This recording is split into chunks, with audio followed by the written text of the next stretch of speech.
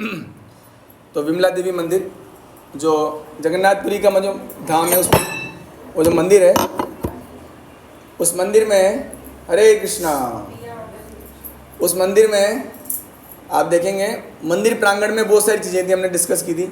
मंदिर प्रांगण के बाहर बहुत सारे मंदिर है ना। मतलब विमला देवी मतलब माँ पार्वती जी का मंदिर है, लक्ष्मी देवी, उसके अलावा एक गणेश जी हैं जिनको बांध के रखा हुआ है। क्यों बांधा हुआ है ना? चैतन्य महाप्रभु के चरण चिन्ह वहाँ पर, वहाँ कैसे आए। और उसके अलावा बाहर मतलब नरसिंह देवी 3-4 हैं, उन सब का अलग अलग महत्व है ना। और बहुत कुछ है, मतलब जो अगर सिर्फ जगन्नाथ धाम नहीं, जगन्नाथ जी का मंदिर, उसके बारे में कथा करेंगे तो 7 दिन चाहिए कि जगन्नाथ मंदिर के अंदर क्या क्या है ना। तो हम ट्राई कर रहे हैं, 3-4 दिन तो हो गए और चल जाएंगे। तो विमला देवी मंदिर, अब विमला देवी मंदिर का एक और ख़ास बात है जो हम लोग इसमें डिस्कस करते हैं। भगवान जगन्नाथ में विमला देवी का ये मंदिर बहुत प्रसिद्ध है।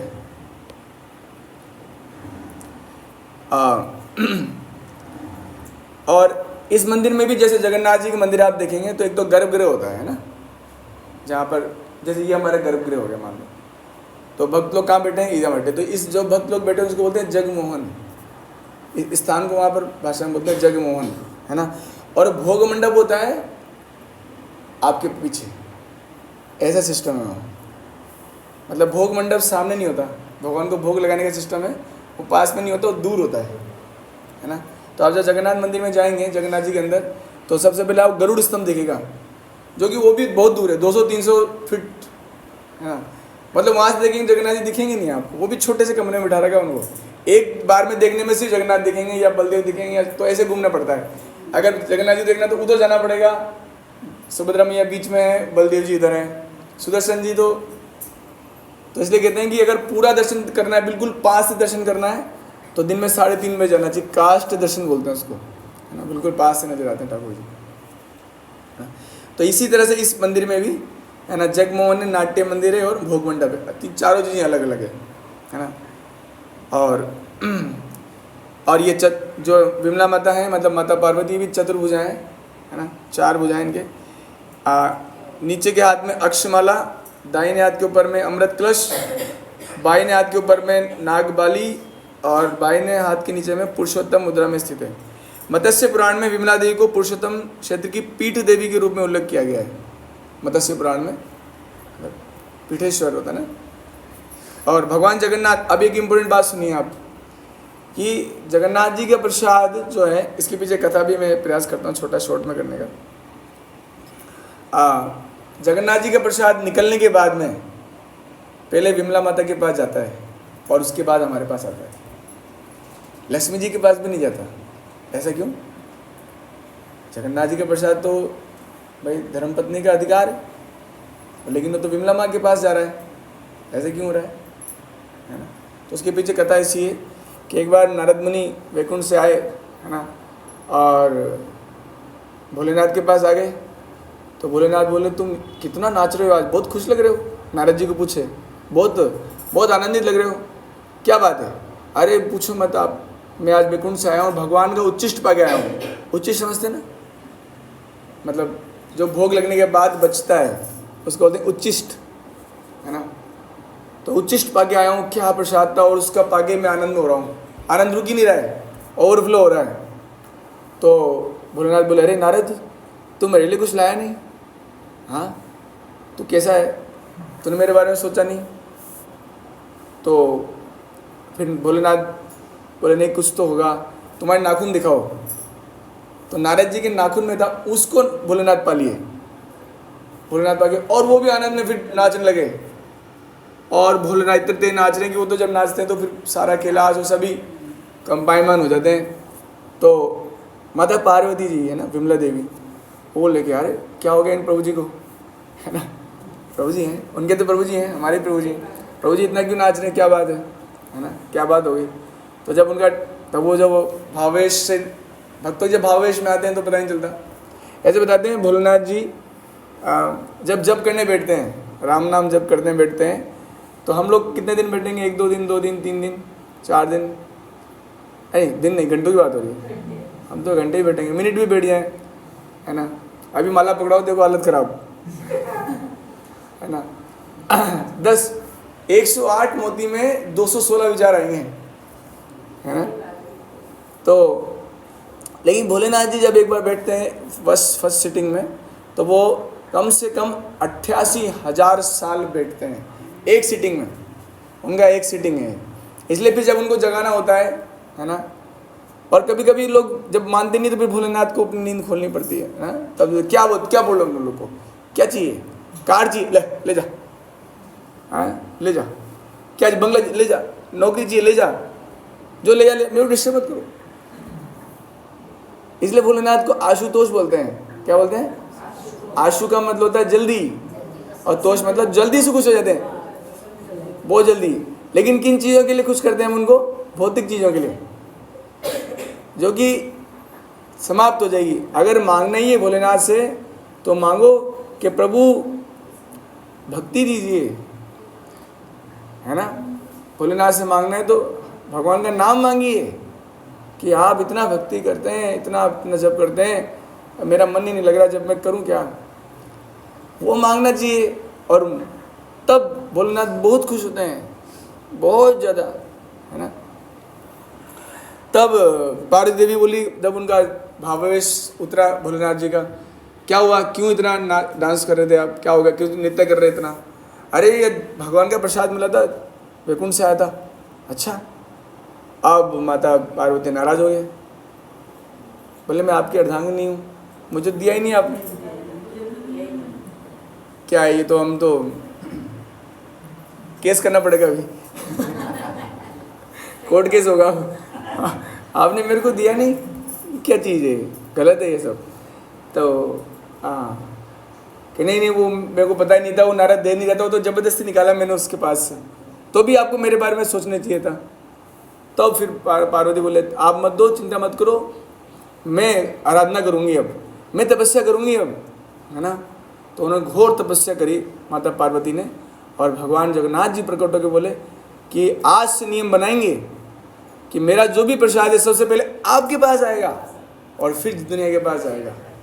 तो ये नियम बना तब से, तो अभी भी वो नियम चालू है। जगन्नाथ जी का जितना भी प्रसाद है,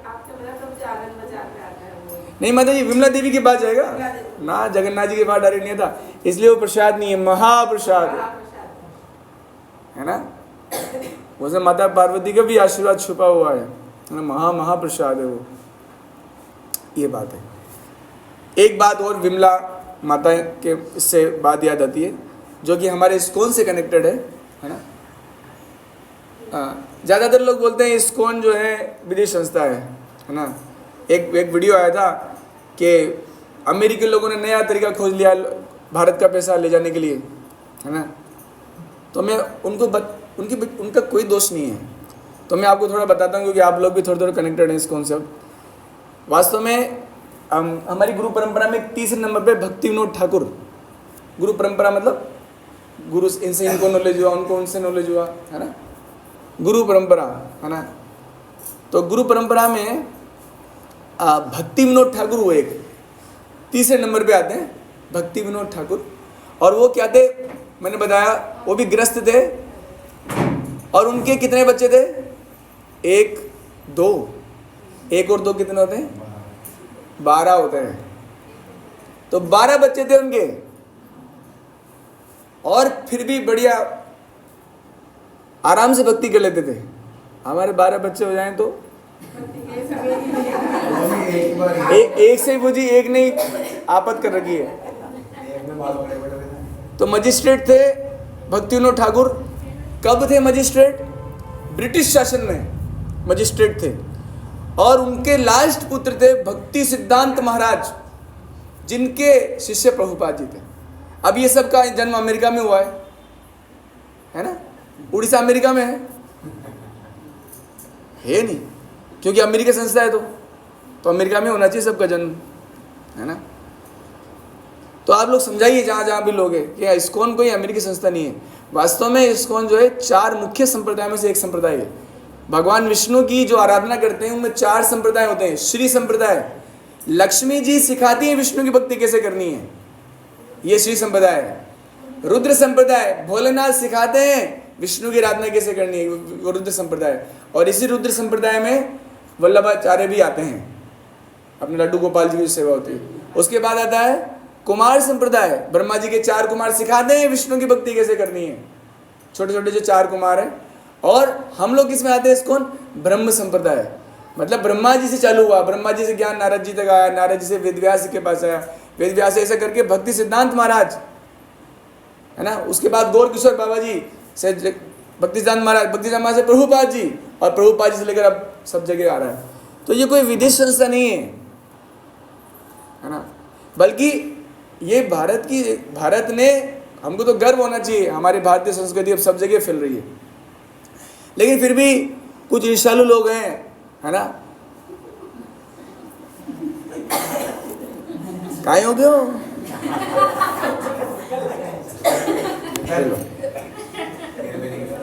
आ जाओ इधर, यहाँ बैठ जाओ, इधर बैठ जाओ, अच्छे से बैठ जाओ, बैठा लो, मुझे गुड़िया को बैठा लो।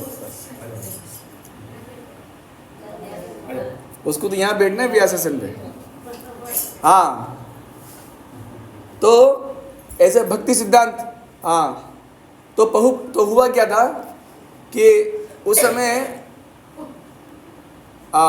भगवान विष्णु की भक्ति में हम लोग जो है ब्रह्मा जी के संप्रदाय से आते हैं, है ना। माता जी गुड़िया को अपने पास बिठा लो, है ना, नहीं तो फिर कथा में वो होता है ना, विघ्न होता है। धन्यवाद। अच्छा, आप उठाने आए थे, धन्यवाद, है ना। यस। तब भक्तिविनोद ठाकुर जी जो कि जगन्नाथ मंदिर के मुख्य मतलब ट्रस्टी में से एक थे, तो उन्होंने लास्ट उनके पुत्र को भगवान से मांगा था कि भगवान ऐसा पुत्र दो जो पूरी दुनिया में इस भक्ति, विष्णु की भक्ति का प्रचार प्रसार करे। तब क्या हुआ कि, और वो विमला देवी मंदिर में भी प्रार्थना करते थे। तो जब ये प्रकट हुए भक्ति सिद्धांत महाराज, मतलब 7 साल में तो सारे शास्त्र सब पढ़ लिए थे इन्होंने, है ना। बहुत महान पंडित थे इनके गुरुजी, और उनको लिविंग एनसाइक्लोपीडिया बोलते थे। जैसे हम गूगल में सर्च करते हैं ना, इसका अर्थ बताओ, तो ऐसा कोई सब्जेक्ट नहीं था जो उनको पता नहीं था। फिजिक्स, केमिस्ट्री, मैथमेटिक्स सब कुछ आता था उनको, सब कुछ, है ना। लेकिन इन्होंने दीक्षा किससे ली? इनके नहीं, इनके गुरुजी भक्ति सिद्धांत महाराज, इन्होंने दीक्षा ली गौर किशोर बाबा जी, जो कि पढ़े लिखे नहीं थे लेकिन भक्ति में बहुत उन्नत थे। अब इनकी भी एक कथा है, वो लंबा हो जाएगा। तो ये विमला देवी मंदिर से कनेक्शन क्या है कि विमला माता मंदिर, तो उन्होंने अपने पुत्र का नाम रखा भक्ति सिद्धांत महाराज जी का पहले का नाम था विमला प्रसाद। अच्छा, एक बात और कि इनको कैसे पता लगा कि ये वही बच्चा है जो मैंने भगवान से मांगा था कि पूरी दुनिया में भगवान के प्रचार प्रसार करेंगे, है ना। जब जगन्नाथ जी का रथ चलता है तो कभी कभी रुक जाता है किसी भक्त के इंतजार में, तो ये गोदी में ही थे जब भक्ति सिद्धांत महाराज, तब उनके घर के बाहर आके रुक गया रथ और 2-3 दिन तक आगे नहीं बढ़ा। तो जब भक्ति सिद्धांत महाराज मतलब विमला प्रसाद जी आए और उनको रखा जगन्नाथ जी के चरणों में और जगन्नाथ जी की माला उन पर गिरी, तब भक्तिविनोद ठाकुर का विश्वास हो गया कि ये वही बालक है जिसको मैंने भगवान से मांगा था। और इन्होंने ही, इनके शिष्य हैं ये श्रील प्रभुपाद जी, जिन्होंने फिर इसको आगे फैलाया, है ना। तो ये विमला प्रसाद विशेष रूप से हमारे लिए तो बहुत इम्पोर्टेंट है। और तो यहाँ पर भी भक्त लोग जाते हैं और अपना, और सारे इसमें भी अलग से पूजा होती है। उसके बाद में हम लोग आगे चलते हैं। साक्षी गोपाल मंदिर, कौन सा मंदिर? इस साक्षी गोपाल का भी कथा है। एक छोटा सा मैं इसको, क्योंकि फिर कथाएं अगर करेंगे तो हम फिर तो खत्म ही नहीं हो पाएगा, तो है ना। तो साक्षी गोपाल जी की कथा छोटी सी ये है कि 2 ब्राह्मण थे। अब पहले तो क्या ऐसे टिकट से तो यात्रा होती नहीं थी, पहले तो पैदल ही जाना होता था। तो यात्रा जाने के लिए अगर किसी बुजुर्ग को जाना है तो किसी को साथ में जाना पड़ता था। तो एक तो यंग ब्राह्मण थे, एक ओल्ड ब्राह्मण थे, तो दोनों गए वृंदावन, उन्होंने पूरा अच्छे से विजिट किया, बहुत खुश हुए। जो बूढ़े ब्राह्मण थे उन्होंने जो बिल्कुल यंग ब्राह्मण थे उनको बोला, बेटा मैं तुमसे बहुत खुश हूँ और तुमको कुछ देना चाहता हूँ, तुमने इतनी अच्छी यात्रा करवाई मेरे को। बोले नहीं चाहिए मुझको कुछ भी, मैं तो आपकी सेवा करना चाहता था, है ना। कि नहीं मैं तुमको अपनी बेटी का हाथ तुम्हारे हाथ में देता हूँ, मैं इतना खुश हूँ। और भगवान के सामने उन्होंने बोला था, गोपाल जी के सामने। ये हो गया तो वो वापस अपने घर पे आ गए। मतलब ये जो साक्षी गोपाल का मंदिर है, जगन्नाथपुरी से लगभग 50-60 किलोमीटर होगा। एंड में क्वेश्चन पूछूंगा मैं, नोट कर रहे हो कि नहीं कर रहे? क्वेश्चन पूछे जाएंगे एंड में। हाँ, तो ये जो साक्षी गोपाल जी का मंदिर है 60 किलोमीटर जगन्नाथपुरी से। तो वो लोग जगन्नाथपुरी से वृंदावन, मतलब हमारा इलाका आ गया, लगभग पैदल पैदल गए थे। लगभग ट्रेन में भी 48 मतलब 24 से 28 घंटे लगते हैं ट्रेन में भी, तो पैदल पैदल तो महीनों लग जाते थे। वो वापस आए और जब कई महीनों तक, तो फिर उनके पिताजी जब घर पे आए तो मैंने बोला हमने अपनी बेटी का विवाह कर दिया, ये हो गया वो हो गया। तो सारे घर वाले लड़ लिए, आपने हमसे बिना पूछे कैसे कर दिया? वो रूखा सूखा ब्राह्मण है, हमारी बेटी को कैसे रखेगा? कुछ खाने की नहीं है उसको। अरे मैंने तो वचन दे दिया। आपके वचन का कुछ नहीं है, आप तो ऐसे बोलते रहते हो। और बाद में एक चौपाल बुलाई गई उस समय, है ना, क्या बोलते हैं, पंचायत बुलाई गई, है ना। और उसमें वो जो बूढ़े व्यक्ति ने कहा कि, और यंग ब्राह्मण भी आए थे, ओल्ड ब्राह्मण भी आए थे, तो बोलिए आप, क्या आपने बोला था कि गोपाल के सामने की विवाह करेंगे आप अपनी बच्ची का मुझसे? नहीं, वो मुझे याद नहीं आ रहा है। वो बेटा बैठा था ना उनका, धमका रहा था, देख लो ना, उधर से धमका रहा था वो बेटा, है ना। तब बहुत गुस्सा हुए, बोले मैं गोपाल को लेके आऊँगा यहाँ पर, मैं लेके आऊँगा उनको यहाँ पर। उन्होंने, उनके सामने हुआ था ये बात। तो वो गए वापस जगन्नाथपुरी से वृंदावन, और वृंदावन में जाके भगवान सामने बोलते हैं, प्रभु मुझे विवाह करने का कोई इशू नहीं है, बट आप झूठे हो रहे हैं। तो और बिल्कुल रोने लगे। तो भगवान ने बोला कि हाँ साक्षी तो हुआ था, और 2-3 बातें हुई उनके बीच में। तो अब भगवान को बोला आप चलिए अब। तो भगवान ने बोला अरे मूर्ति भी कभी चलती है? मूर्ति भी कभी चलती है क्या? तो वो बोले कि जब मूर्ति बोल सकती है तो मूर्ति चल भी सकती है। तो चले भगवान अपने भक्त के वचन के लिए चले। ये भक्त का वचन बड़ा खतरनाक होता है, इसलिए भक्तों से पंगा नहीं लेना चाहिए। अगर भक्त ने कुछ बोल दिया तो फिर वो होगा, इसलिए सबसे पंगा लो, भक्तों से मत लो। मतलब मैं बता रहा हूँ, मतलब वैसे तो किसी से भी नहीं लेना चाहिए। इसे कहने मतलब है कि सबको प्रणाम करना चाहिए। वैष्णव जो भगवान की भक्ति कर रहे हैं उनके लिए तो सभी सम्मानीय है ना। यस, तो वो अब बोले भोग कैसे लगाएंगे आपको, और मुझे कैसे पता लगेगा कि आप चल रहे हो? भगवान ने कहा एक शर्त है मेरी, तुम चलो और मैं पीछे पीछे चलूंगा। तुम चलो मैं पीछे पीछे चलूंगा। तो जो भगवान के भक्त बोले मेरे को कैसे पता लगेगा आप पीछे भी चल रहे हो? कि छम छम आवाज़ आएगी घुंघरू की, तो आवाज़ आती रहेगी तो समझना मैं चल रहा हूँ। तो भगवान चले, वृंदावन से चले जगन्नाथपुरी तक। और जब इनका गांव आया, और उसका इवन रेलवे स्टेशन का नाम ही हो गया अब तो साक्षी गोपाल। जब हम जगन्नाथपुरी जाते हैं तो बीच में एक स्टेशन आता है साक्षी गोपाल, तो हम तो वहीं प्रणाम कर लेते हैं, है ना। जाना नहीं हो पता, 60 किलोमीटर जगन्नाथपुरी से लगभग। तो ये साक्षी गोपाल जी आए थे, और ये जब साक्षी गोपाल आए थे तो स्टार्टिंग में इन साक्षी गोपाल जी को वहीं रखा गया था, जगन्नाथ जी के मंदिर के पास में मंदिर बना के रख दिया इनको। तब जगन्नाथ जी कंप्लेन किए, यार तो जो भोग आता है वो तो यही खा लेता सारा। जगन्नाथ जी बोले सपने में आगे पंडों को, तुम लोग लेके आते हो और बीच में साक्षी गोपाल आ गया है और यही खाने लग रहा है सारा। तो फिर बाद में उनको स्थापित किया गया। तो बताते हैं, हाँ अच्छा, इसमें 18 किलोमीटर लिखा हुआ है ये विग्रह भगवान। और ये जो साक्षी गोपाल मंदिर है, यहाँ पर बहुत सारे, हमेशा लगभग हम जाते हैं कीर्तन होता रहता है। आपको पता लगाना है कि साक्षी गोपाल मंदिर का कीर्तन हो रहा है जहाँ पर। तो जगन्नाथ मंदिर के थोड़ा सा पास में ही है। तो साक्षी गोपाल जी का ऐसा है, यहाँ पर एकादशी को बांध रखा है, उल्टा बांधा हुआ है यहाँ पर, क्योंकि यहाँ के लोग एकादशी नहीं करते, लेकिन हम लोगों को करना चाहिए क्योंकि हम धामवासी नहीं हैं, हम बूंदीवासी हैं। हमारा जन्म जगन्नाथपुरी में नहीं हुआ।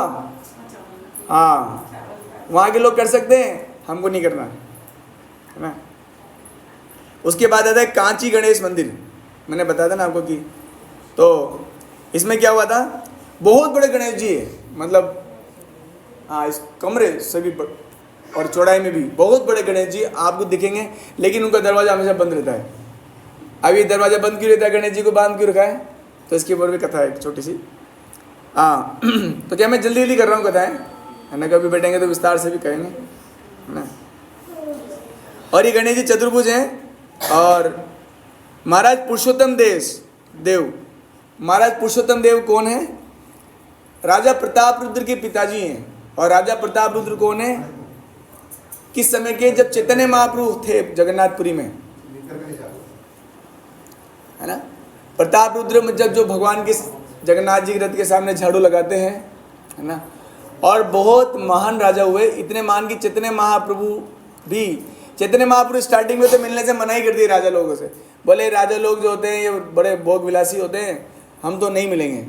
लेकिन कैसे न कैसे करके, क्योंकि श्रद्धा थी, राजा थे फिर भी श्रद्धा थी कि चैतन्य महाप्रभु से मिलना है मुझको, तो कैसे न कैसे करके राय रामन उनके मंत्री थे, उनसे पूछा कैसे मिले, तो बोले कि सिंपल ड्रेस में जाओ, राजा की ड्रेस में मत जाओ, है ना, सिंपल ड्रेस में जाओ। तो उनके पिताजी थे पुरुषोत्तम देव, तो पुरुषोत्तम देव जगन्नाथपुरी के राजा थे। और ये शालू नरसिंह जो कांची के राजा थे। कांची कहाँ पर है प्रभु जी, कुछ पता है, आसपास ही कहीं होगा। तो कांची के राजा थे। तो इनमें हमेशा कुछ ना कुछ युद्ध चलता रहता है, जैसे भारत पाकिस्तान में चलता रहता है ना, तो इनमें भी युद्ध चलता रहता था। एक बार ऐसा हो गया कि अब युद्ध हो गया और युद्ध में ये डिसीजन हुआ, अगर हम जीते, कांची नरेश ने बोला हम जीते तो तुम्हारे जगन्नाथ को उठा के ले जाएंगे और हमारे वहाँ बंद करके रखेंगे तुम्हारे जगन्नाथ को। कांची के जो राजा थे उनका नाम था शालू नरसिंह। और राजा पुरुषोत्तम देव ने बोल दिया, अगर हम जीते तुम्हारे गणेश जी को उठा लाएंगे, बांध देंगे यहाँ पर। क्या समझ रखा है ना। तब एक बार राजा पुरुषोत्तम देव गए तो फर्स्ट टाइम में हार गए। हारे क्यों? क्योंकि जगन्नाथ जी के आशीर्वाद लेके नहीं गए थे कि मैं ही जीत लूंगा। बाद में हार के फिर जगन्नाथ जी आपके पास वापस आए कि प्रभु, मतलब लगभग पूरा हार नहीं, लगभग हार की कगार पे थे। तो भगवान सपने में आए, बोले तू युद्ध कर लेगा, हमारी जोत क्या है। बाद में जगन्नाथ जी और बलदेव जी 2 सैनिक गए, बस सिर्फ 2 सैनिक, एक सफ़ेद मतलब एक सांवले कलर के और एक मतलब गोरे कलर के, है ना। 2 सैनिक गए और किसी से भी युद्ध नहीं किया, सीधे गए और कांची के जितने भी लोग थे सबको अकेले 2 लोगों ने हरा दिए। और इसके पीछे बहुत सारी कथा है, बहुत लंबी कथा है ना।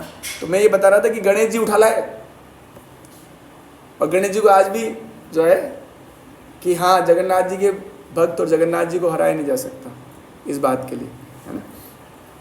तो ये कांची गणेश जी है। उसके बाद में नरसिंह देव मंदिर है, नील माधव मंदिर है। अब हमारे पास कितना टाइम है, क्योंकि लक्ष्मी जी की कथा तो लंबी है, 5 तो बज गई। तो मैं सोच रहा हूँ कि इसको रहने देते हैं आज, है ना, क्योंकि फिर और टाइम हो जाएगा। क्या कौन कौन सुनना चाहते हैं कि माता लक्ष्मी जी कथा है? आधे घंटे लगेंगे कम से कम, क्योंकि ये तो सच में लंबी कथा है।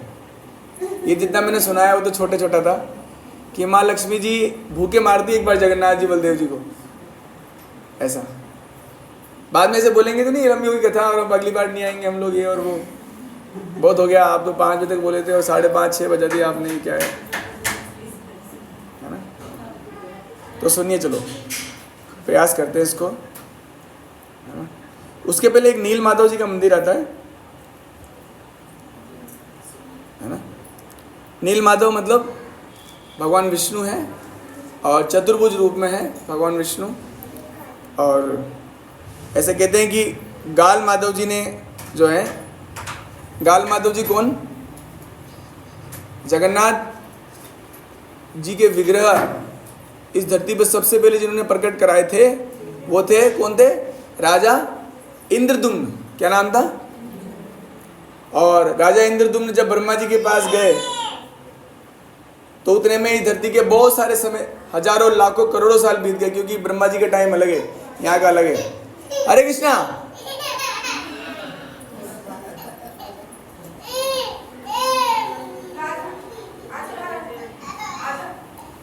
हरे कृष्णा कृष्णा कृष्णा हरे हरे, हरे राम राम राम हरे हरे। तो ब्रह्मा जी, मैं बता रहा था कि ब्रह्मा यहाँ हमारे धरती पर जब 432 करोड़ साल इस धरती पर गुजरते हैं, 432 करोड़ साल, तब ब्रह्मा जी का एक दिन होता है बस। तो वो तो गए थे बेचारे ब्रह्मा जी को लाने की, आज जगन्नाथ जी को करो, आप प्राण प्रतिष्ठा करो, है ना। जगन्नाथ जी की प्राण प्रतिष्ठा के लिए भी ब्रह्मा जी को बुलाया गया था, कोई और कर नहीं सकता। तो वो आए, उतने में ही धरती पर लाखों करोड़ों युग बीत गए। और जगन्नाथ जी का जो मंदिर बनाया था वो भी बालू में ढक गया था। वो तो एक राजा हुए इसी जगन्नाथपुरी के, उनका नाम था गाल माधव। वो जब गुजर रहे थे तो उनके घोड़े की टाप, वो था ना पैर, उससे टच हो गया उनका, वो नील चक्र वो टच हुआ, तो बाद में खोदा तो पूरा मंदिर ही निकल गया।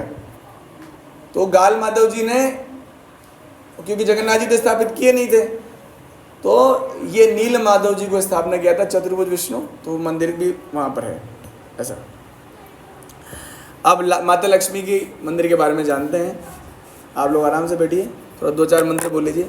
हरे कृष्णा बोलिए बोलिए। कृष्णा हरे हरे, हरे राम राम राम हरे हरे, हरे कृष्णा कृष्णा कृष्णा हरे हरे, हरे राम राम राम हरे हरे। ओके।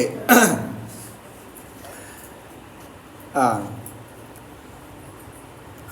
तो और ये जो माता लक्ष्मी जी हैं ये भी चतुर्भुज में हैं, 4 हाथ हैं इनके, और 2 हाथों में हस्ती धारण किए हुए, नीचे के 2 हाथ में वरद और अभय मुद्रा में है ना। और ये जो माता लक्ष्मी का मंदिर है इसमें भी 4, मतलब बड़ा मंदिर है। और इवन इसमें वर्णन आएगा कि जगन्नाथ जी का भोग के लिए जितनी भी चीज़ें जाती हैं वो यहीं से जाती हैं।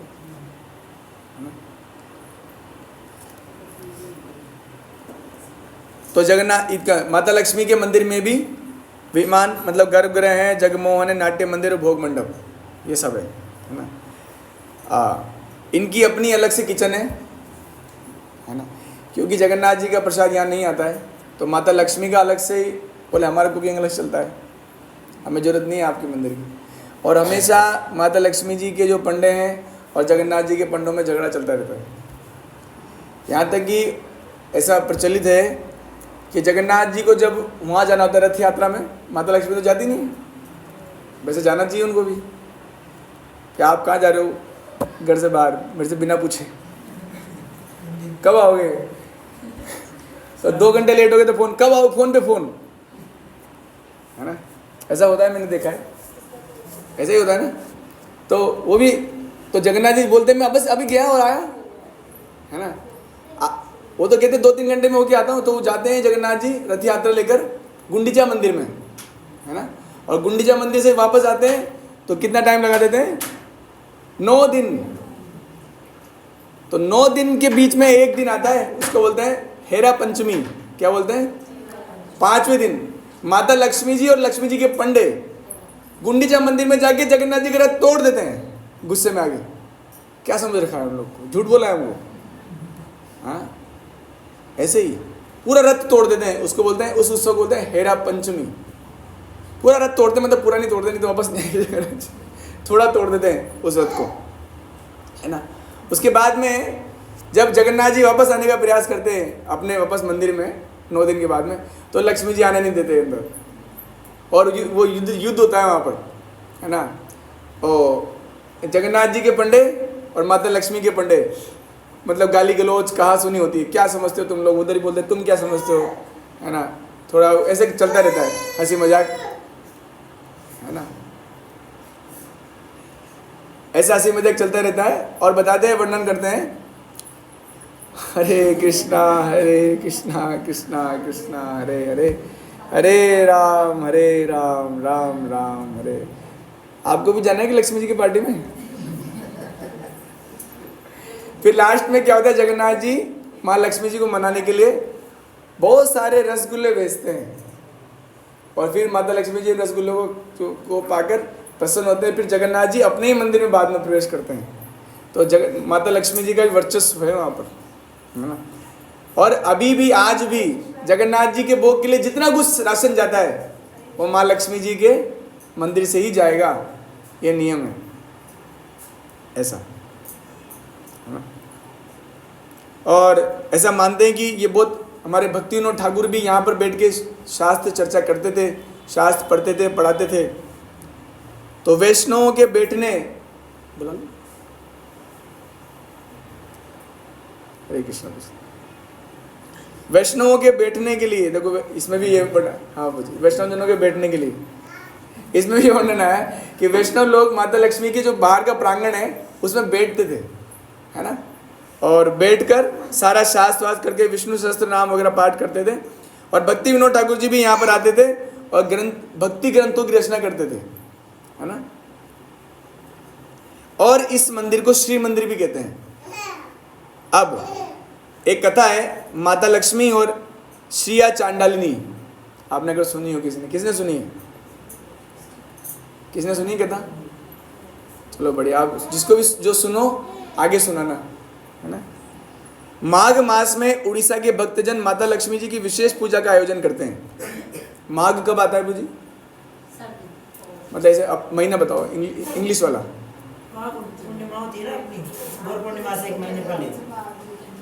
मतलब फरवरी,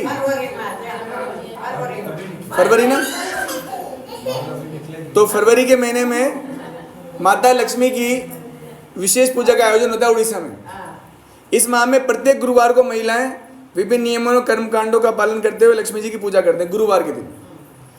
इस दिन माँ लक्ष्मी भगवान जगन्नाथ जी की अनुमति प्राप्त करके अपने भक्तों से भेंट करने तो मंदिर से चले जाते हैं इस दिन, गुरुवार के दिन, माघ के महीने में। और परमिशन ग्रांटेड होता है, एनओसी सर्टिफिकेट होता है ना, नॉन ऑब्जेक्शन सर्टिफिकेट होता है। माँ लक्ष्मी जी लेके जाते हैं, पक्का है कि गुरुवार को जाएंगे ही जाएंगे, और जो भी उनके भक्त होंगे उनको आशीर्वाद भी देंगे माँ लक्ष्मी जी। अब देखो इसमें बहुत सारी शिक्षाएं हैं, आगे सुनिए। साधारणतः वे अपने प्रति समर्पित भक्तों और नियम संयम के अनुसार पूजा का आयोजन करने वाले भक्तजनों को दर्शन देती हैं। माँ लक्ष्मी जी साक्षात दर्शन देते हैं माघ के महीने में जो अच्छे से फॉलो करते हैं उनको। एक बार एक वृद्ध ब्राह्मणी, है ना, बुजुर्ग ब्राह्मणी का छद्म वेश धारण करके, पीछे बातें नहीं होंगी, अलाउड नहीं है बातें करना, और जो बातें करेंगे वहां पर हाथ खड़े ऊंचा कर देंगे जैसे क्लास के बाहर कर देते हैं। इसी को करेंगे खड़ा भी बाहर, शांत हो जाओ। हाँ, तो एक बुजुर्ग ब्राह्मणी का वेश धारण करके माँ लक्ष्मी जी अब निकली, देखते हैं भाई कौन कौन पूजा कर रहे हैं, कौन क्या कर रहे हैं। तो हाँ, गुरुवार के दिन निकले भ्रमण के लिए माँ लक्ष्मी जी, मंदिर को छोड़कर बाहर निकले। एक धनी व्यापारी के घर में गए, सारी स्त्रियां सो रही थी वहां पर। तो माता लक्ष्मी श्राप देंगी। अब इंपॉर्टेंट सुनिए। और भवन को भी स्वच्छ नहीं किया हुआ था। आजकल इसे प्रचलन में है, आजकल की जो बालिकाएं हैं, क्योंकि उनको ट्रेनिंग नहीं हुआ ठीक से, है ना, तो लेट उठते हैं वो। जनरली नियम यही है सबका। कब तक उठते हैं? 8 बजे से पहले तो उठ नहीं सकते, है ना। नहीं मतलब ये आपकी बात नहीं, जो नई जनरेशन आ रही है, अभी जो नई जनरेशन आ रही है, मतलब जो अभी न्यूली मैरिड है 1-2 साल में या पिछले 5 साल में, जो तो वहाँ पर समस्या हो रही है ना। तो सुनते जाइए। लक्ष्मी देवी ने इस घर की जो बुजुर्ग महिलाएं थी उनसे बातचीत भी करी, भाई क्या बात है, क्यों सो रहे हैं, कितना लेट तक क्यों सो रहे हैं, और समझाया कि इस शुभ माता लक्ष्मी के पूजन के लिए किस प्रकार से नियम पालन करना चाहिए। मतलब माता लक्ष्मी खुद बता रही है आगे कि आज तो गुरुवार है, आज तो आपको पूजन वूजन करना चाहिए, क्या सो रहे हो आप लोग। किंतु उस महिला ने लक्ष्मी जी के निर्देश पर कोई ध्यान नहीं दिया। परिणाम स्वरूप माता लक्ष्मी ने उस घर से सारी संपन्नता समाप्त कर दी। श्राद्ध दिया, बोले बेवकूफ़ लोग हैं, सब ले लो इनसे। और वो परिवार अत्यंत निर्धन हो गया। वो जो परिवार था बहुत अमीर था, वो पूरा निर्धन। हरे कृष्णा, ये बलिका को आगे भेजो, इसे कथा सुनेंगे थोड़ा। हाँ तो फिर बातें नहीं। हाँ तो परिवार पूरा निर्धन हो गया, माता लक्ष्मी श्राप दे है, तो कम से कम गुरुवार का ध्यान रखो। फिर उसके बाद में लक्ष्मी जी एक छोटे से गांव में गई, है ना, जो कि चांडाल परिवार था। चांडाल मतलब होता है सबसे लोवेस्ट, नीचे, मतलब ब्राह्मण, क्षत्रिय, शूद्र, वैश्य से भी नीचे। चांडाल को बोलते हैं डॉग ईटर्स, मतलब वो बहुत डाउन। लेकिन माँ लक्ष्मी जी गई चांडाल परिवार में, और उसका नाम था श्रिया। उस चांडालिनी का नाम क्या था? श्रिया। तो श्रिया चांडालिनी जो लक्ष्मी देवी की पूजन हेतु उपवास करती थी। हम प्रातःकाल शीघ्र ही जाकर उसने समस्त घर को साफ किया, स्वच्छ किया। अब वो लक्ष्मी की पूजन के लिए अपने घर को सुंदरता सजा रही थी, अपने घर को सजा रहे थे। यह देखकर लक्ष्मी जी बहुत खुश हो गई और श्रिया चांडालिनी को धन संपन्नता प्राप्त करने का आशीर्वाद दे दिया। इस प्रकार उसकी मनोकामना पूर्ण हुई। इतना करके मां लक्ष्मी जी वापस मंदिर में आ गए। तो एक को श्राद्ध दिया, एक को आशीर्वाद दिया। कुछ समय पश्चात भगवान जगन्नाथ और बलदेव भी मॉर्निंग वॉक के बाद में वापस आए, प्रातःकालीन भ्रमण के बाद, है ना। वापस लौटे जब मंदिर में, तब क्या हुआ, एक लीला हुई है कि लक्ष्मी देवी, तो उन्होंने देखा, वो भी मॉर्निंग वॉक पे गए थे, तो बलराम जी ने देख लिया कि माँ लक्ष्मी कहाँ से निकली है, एक चांडालिनी के घर से निकली है। तो बलदेव जी ने सोचा ये देखो, ये अब ये बहुत भारी पड़ेगा, अभी बहुत भारी पड़ने वाला है। बलदेव जी कह तो किए, है ना। तो गुस्सा हो गया बलदेव जी, जेठ जी हैं, जेठ जी हुए, जेठ जी हुए, और जेठ जी तो हुक्म चलाएंगे।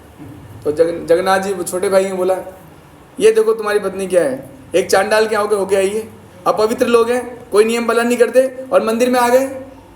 लक्ष्मी देवी आई ना वापस, और पूरा घर अपवित्र हो गया है ना।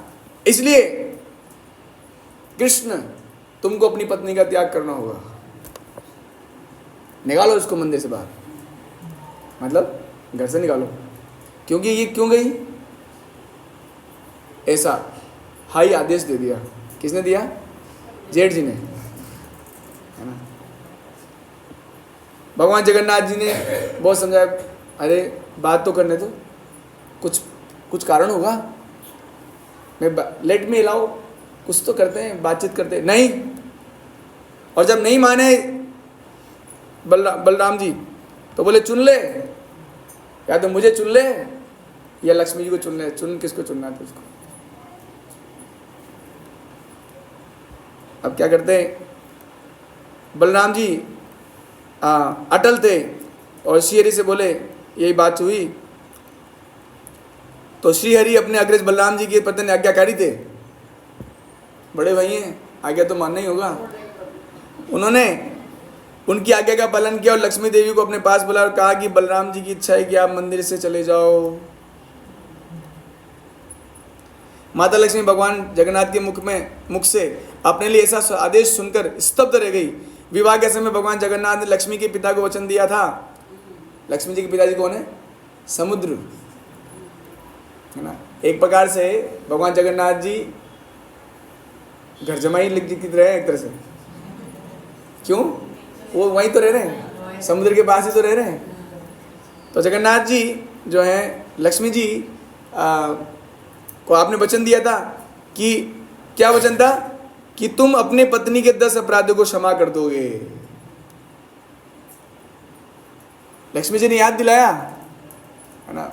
मान लो कोई वीडियो भी दिखाया होगा, ये देखो आपने बोला था, है ना। मेरे पास अभी भी मैंने वीडियो रिकॉर्ड कर रखा है ना, यूट्यूब पे सकड़ का सेव कर रखा है। अभी मेरे पास है वो, मुझे पता था कभी काम बनेगा। आपने बोला था मेरे 10 अपराध को क्षमा, एक ही अपराध हुआ है तो, और उसमें आप ऐसा कर रहे हैं। इसके अलावा भ्रमण करके मैंने कोई अपराध नहीं किया। ये तो पहले से डिसाइडेड था, गुरुवार को मैं जाऊंगी अपने भक्तों से मिलने।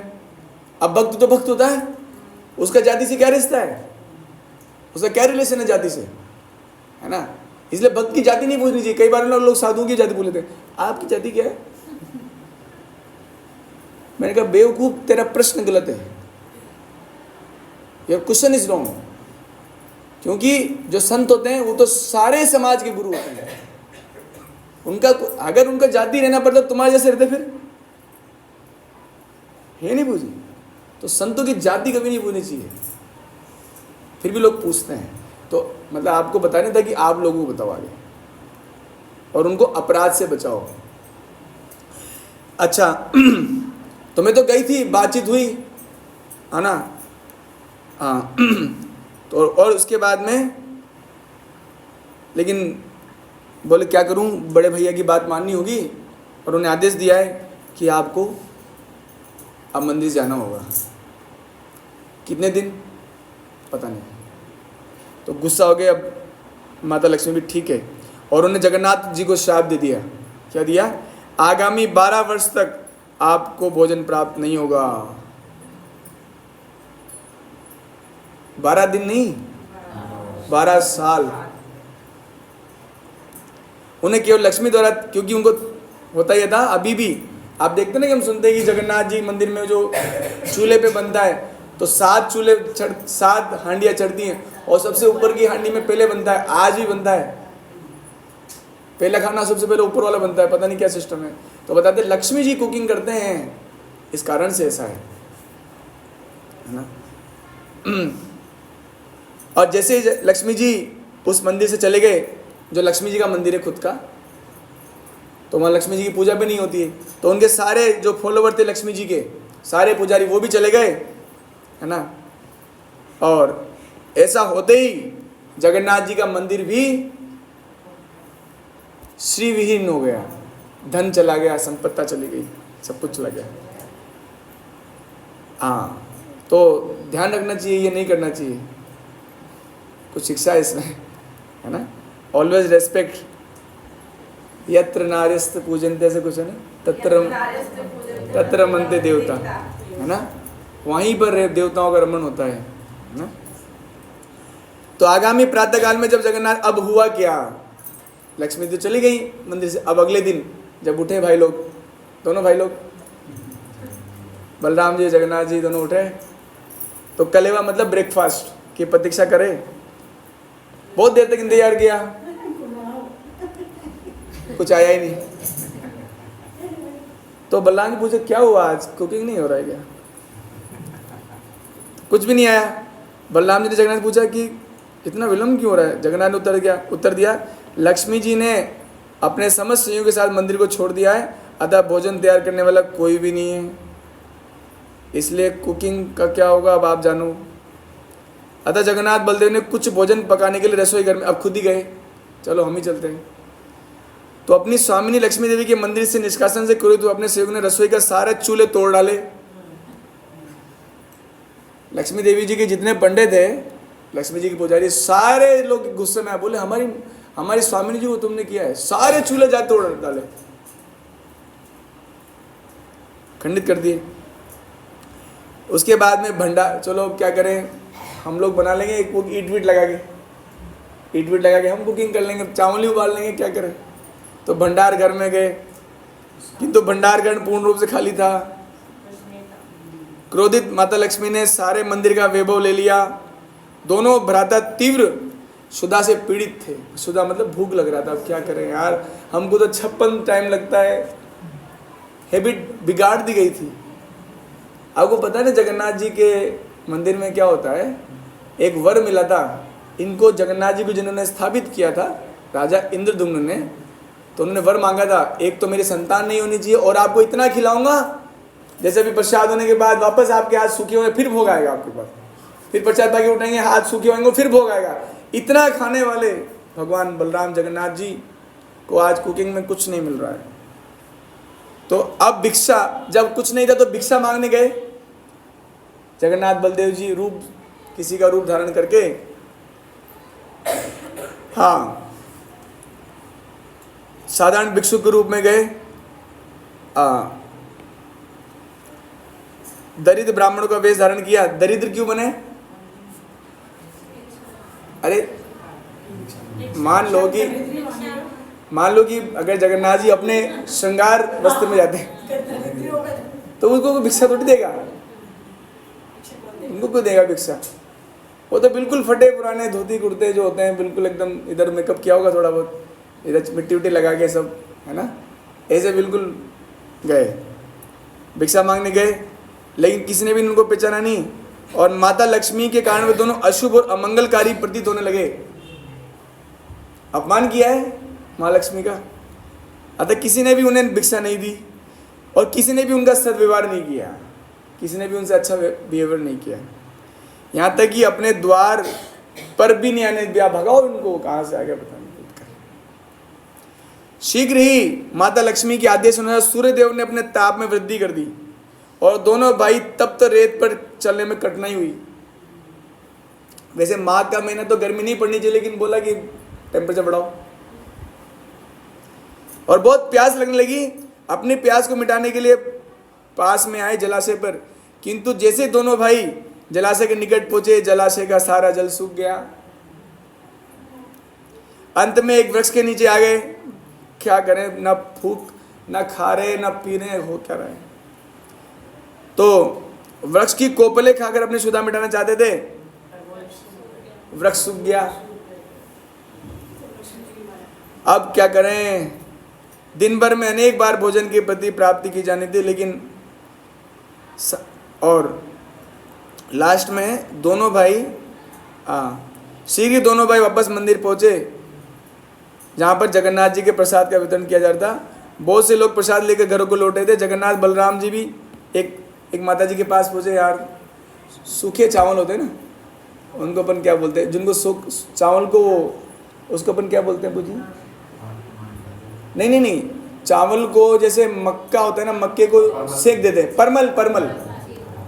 तो परमल पाने के लिए जगन्नाथ जी बलदेव जी दोनों माता जी के पास गए, हमें दे दो।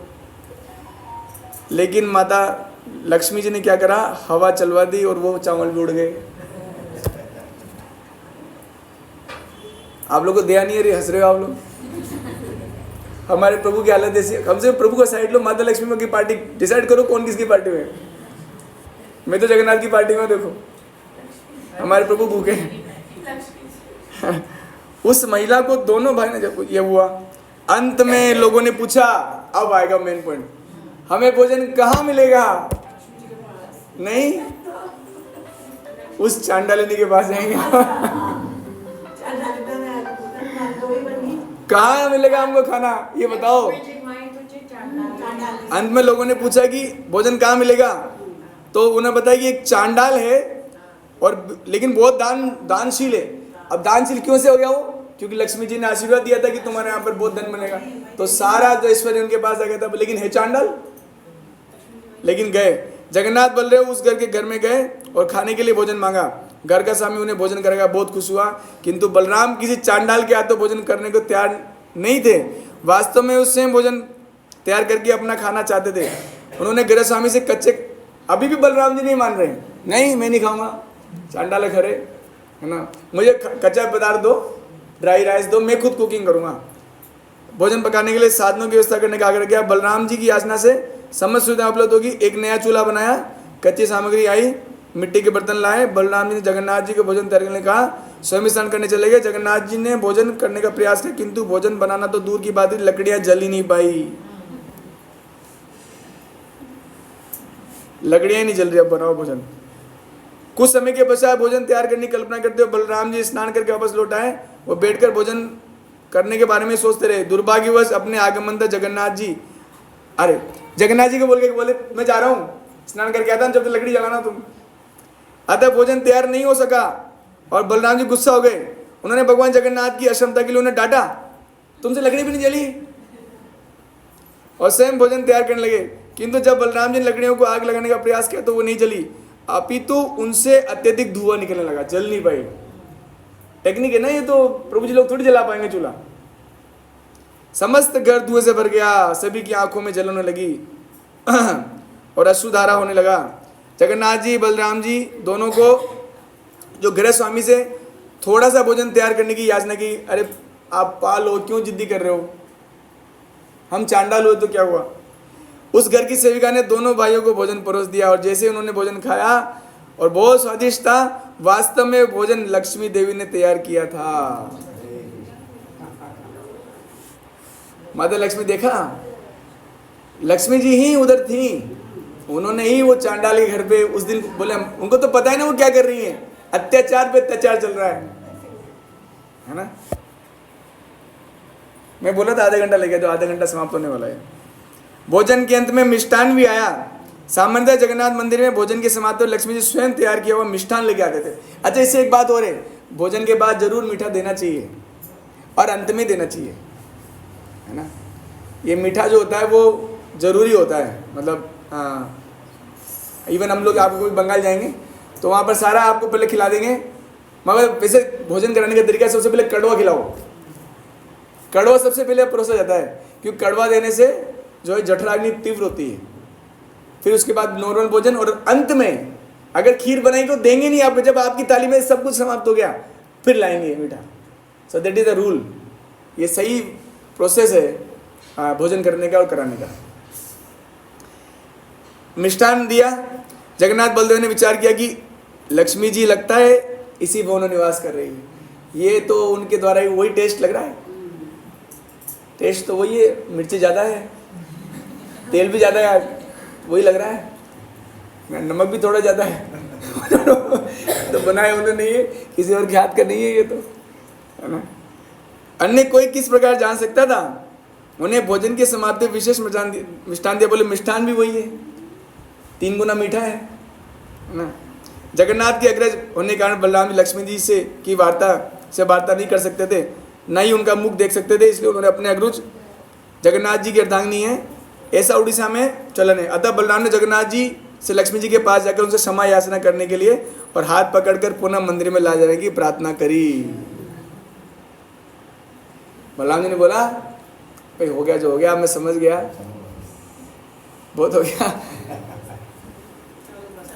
बोलो लक्ष्मी जी को बोलो हाथ पकड़ के ले चलो मंदिर में, प्रसाद नहीं मिल रहा है, परेशान हो गए, हमारा इतना मोटा पेट है, सब सूख जाएंगे देखो ना जगन्नाथ जी की कितना ऐसा बढ़िया सा गोल मटोल पेट रहता है, सूख साख जाएंगे, सूख हो जाएंगे। उन्होंने लक्ष्मी देवी को वचन देने का आग्रह किया कि उन्हें अपने भक्तों के पास जाने के लिए मंदिर छोड़ने से रोका नहीं जाएगा।